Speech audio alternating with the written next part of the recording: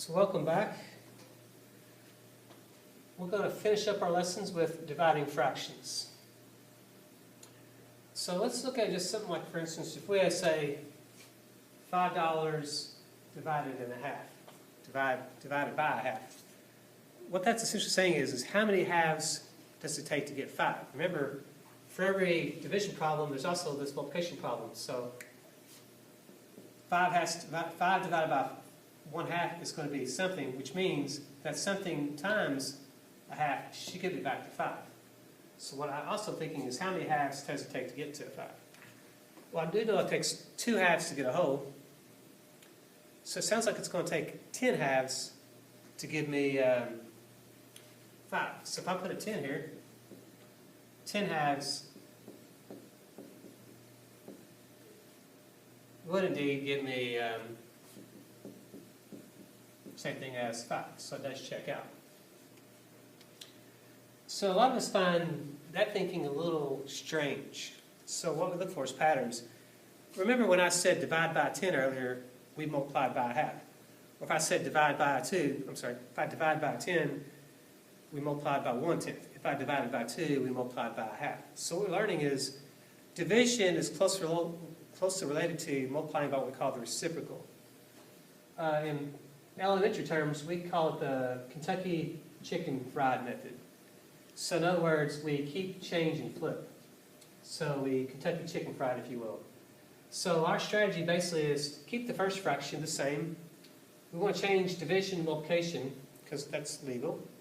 And we can flip the second fraction and we can just make this a multiplication problem, which the methodology is a lot easier if we deal with multiplication of fractions. So instead of trying to figure out how many 7/4 go to negative 1/5, I can just change the problem to negative 1/5, keep, change to multiplication, and flip that to 4/7.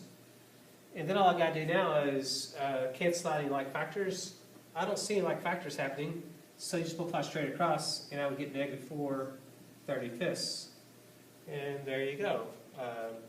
So that's a nice little strategy to divide fractions. So if I have negative 3/2 divided by negative 10/7, what I can do is keep the negative 3/2, change division to multiplication, as long as I flip that to a negative 7/10. A lot of times I will keep the negative in the numerator. It doesn't matter, as long as it goes on the top or bottom. I usually like to keep it in the top. And I don't see any like factors dividing out, so multiply straight across, I end up with 21/20. And that would be my result for that problem. So keep, change, flip works pretty nice. Negative 9/5 divided by 2. First off, I need to see that 2 as a fraction. So I can change 2 to a fraction by putting that 2/1. So anytime I have a whole number, remember a whole number, if I just put that over 1, it becomes a fraction. Now we can change this to negative 9/5. So we're going to keep the negative 9/5. So we're going to change the division to multiplication as long as I flip that to a 1/2. If we multiply straight across, we get negative 9/10. So it looks like nothing happens there. That's solid. So it just simplifies down to, or stays as negative 9/10. So 1/9 divided by, and again, it's a good idea to change this to a fraction. So leave the negative out. 3 times 1 is 3, plus 1 is 4. So we leave that as negative 4/3. And then we can Kentucky chicken fry it, keep, change, flip, 1/9 times then a negative 3/4.